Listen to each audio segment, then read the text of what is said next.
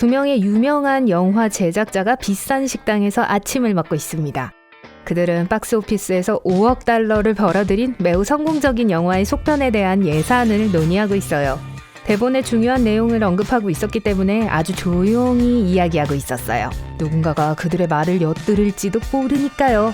제작자들의 생각이 맞았어요. 호기심 많은 몇몇 사람들이 정말로 그들의 대화를 엿듣고 있습니다. 그 사람들을 찾으세요.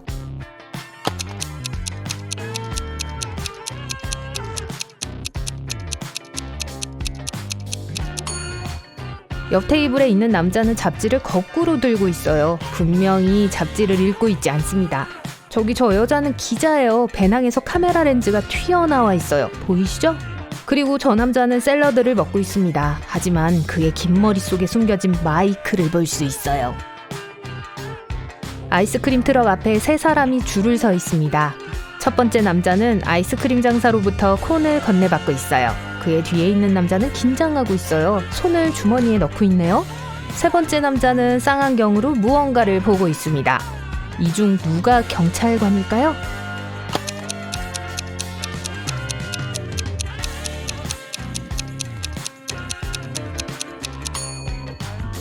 첫 번째 남자를 보세요. 주머니에 경찰 무전기가 있어요. 한 오토바이 운전자가 시골길을 따라 여행하고 있을 때 비명 소리가 들렸습니다. 한 여자가 도움을 요청하고 있었어요. 비명 소리는 숲에서 들려왔죠. 오토바이를 탄 사람은 그 방향으로 갔고 나무들 사이에서 3명의 여자를 보았습니다. 모두 흡혈귀로부터 자신을 구해달라고 애원했어요. 하지만 누가 흡혈귀죠? 라고 그 남자가 물었어요. 저 여자요. 모든 여자들이 서로를 가리켰어요. 누가 인간인지 어떻게 알아낼 수 있을까요?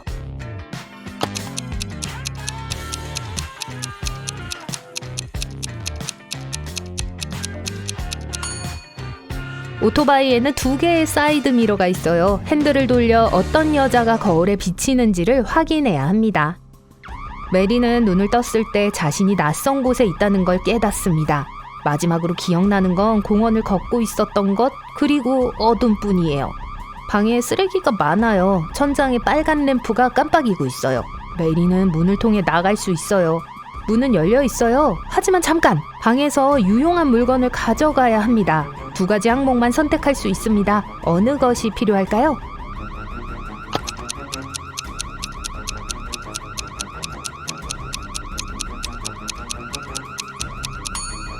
메리는 스쿠버 장비와 마스크가 필요해요. 저 작은 창문을 보세요. 물고기들이 헤엄치고 있어요.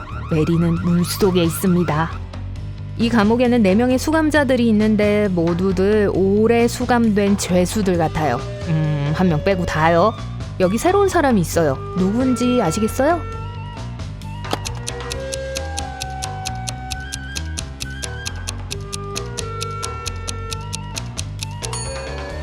절망적으로 보이는 남자라고 생각했을지도 모르지만 보세요. 그의 옆 벽에는 5개의 줄 표시가 있어요. 그는 벌써 한동안 감옥에 있었어요. 새로운 사람은 그의 맞은편에 있고 줄 표시가 전혀 없습니다. 알렉스는 체육관에서 운동을 한 후 자신의 맨 위층 아파트로 돌아왔어요. 그가 점심을 먹고 있을 때 수도시설 직원들이 와서 문을 두드렸어요. 그들은 알렉스의 이웃이 수도꼭지를 잠그는 걸 깜빡해서 알렉스의 천장이 곧 무너질 것 같다고 말합니다. 지금 건물이 물에 잠기고 있다면서 즉시 대피하라고 합니다. 알렉스는 문을 닫고 경찰을 부릅니다. 왜죠?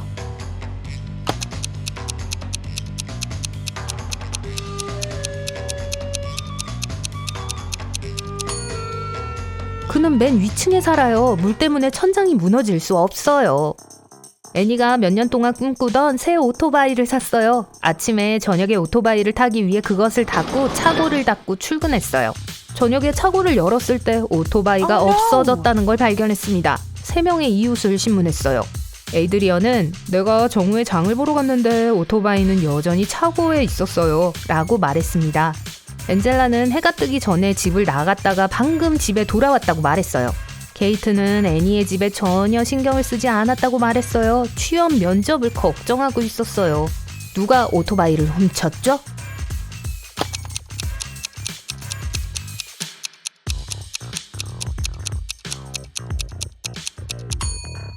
에이드리언이요. 차고에서 오토바이를 봤다고 했어요. 하지만 닫혀 있었기 때문에 사실일 수 없습니다.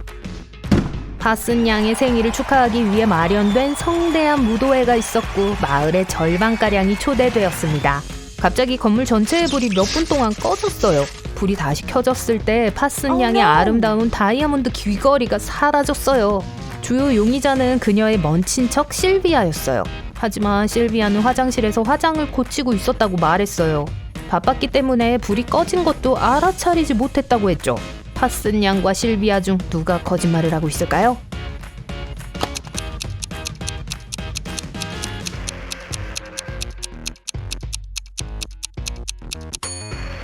건물 전체의 불이 꺼졌어요. 만약 실비아가 화장을 고치고 있었다면 분명히 뭔가 잘못되었다는 것을 알아차렸을 겁니다. 아델은 다락방에 있는 작업실 바닥에서 친구 올리버가 쓰러져 있는 것을 발견했습니다. 그녀는 경찰을 불렀어요. 경찰관은 아델에게 무슨 일이 있었는지 말해달라고 했습니다. 아델은 올리버의 집을 지나다가 불이 켜져 있다는 걸 알아차렸다고 말했어요. 창문으로 다가와 안을 들여다보고 바닥에 있는 글을 봤다고 했어요. 그녀는 경찰을 불렀고 집 안으로 들어갔어요. 경찰관은 그녀를 믿지 않았어요. 여러분은요?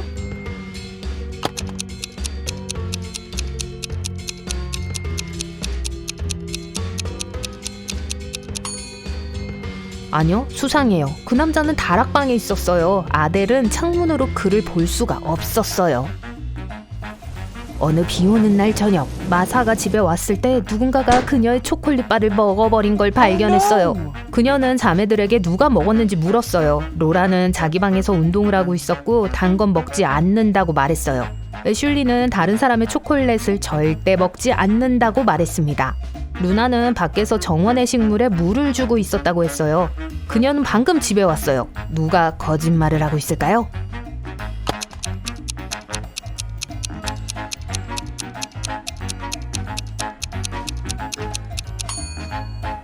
루나예요. 밖에 비가 오고 있었기 때문에 식물에 물을 줄 필요가 없었어요. 콜레트는 항상 고양이를 갖고 싶어 했지만 엄마는 허락하지 않았어요. 한 번은 길에서 고양이를 발견하고 집으로 데려왔습니다. 콜레트는 엄마에게 고양이를 숨기기로 했어요. 그런데도 어느 날 아침 콜레트의 엄마는 땅의 방으로 들어갔다가 고양이가 살고 있다는 걸 알게 됐어요. 어떻게 알았을까요?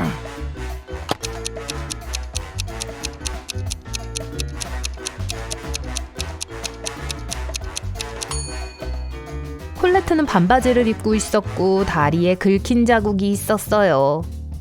제니는 15명의 다른 사람들과 방에 갇혔습니다. 그들 각각은 머리나 몸을 돌리거나 다른 방법으로 움직이지 않고도 방 전체와 안에 있는 모든 사람들을 볼 수 있었습니다. 방에서 나가기 위해서 제니는 한 사람을 제외한 모든 사람들이 볼 수 있는 곳에 사과를 놓아야 했습니다. 제니는 성공했어요. 어떻게 했을까요?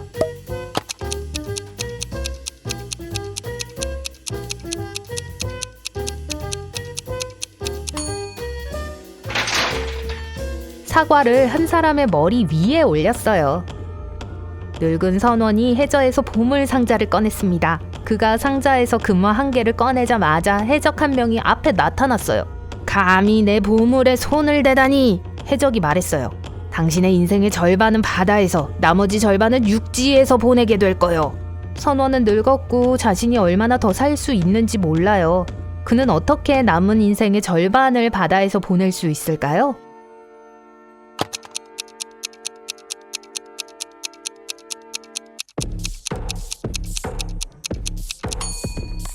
하루는 바다에서 보내고 하루는 육지에서 보낸다면 그렇게 할 수 있죠.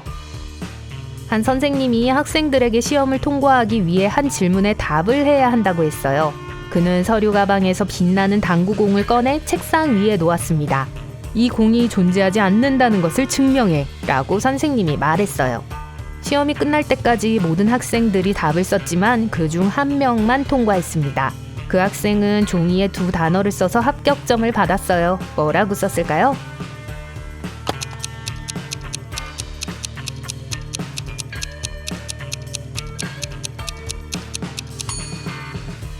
무슨 공? 어두운 숲을 지나는데 문이 하나 보입니다. 문이 그냥 거기에 혼자 서 있어요. 문을 열고 한 걸음 들어서자 여러분은 멋진 분홍빛 세상에 있어요. 그곳에는 분홍색 강과 분홍색 나무들이 있습니다. 1층짜리 분홍색 집을 보고 안으로 들어갑니다. 모든 가구가 분홍색이에요. 야옹거리는 분홍색 고양이가 돌아다니고 있어요. 복도를 따라 2층으로 올라가는 계단으로 올라갑니다. 이 계단은 무슨 색일까요?